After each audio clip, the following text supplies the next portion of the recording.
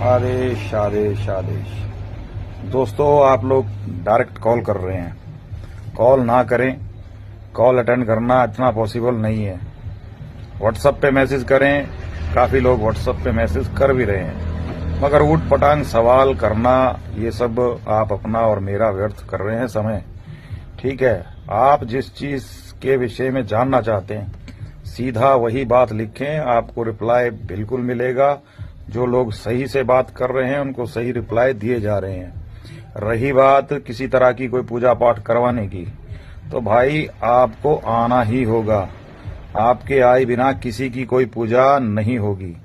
और एक चीज, वशीकरण जैसी चीज के लिए बहुत सारे लोग चाह रहे हैं कि उनकी पूजा की जाए, तो कोई सी भी पूजा हो, आना होगा। बिना आए किसी की पूजा पाठ होने वाली नहीं है। आदेश आदेश आदेश।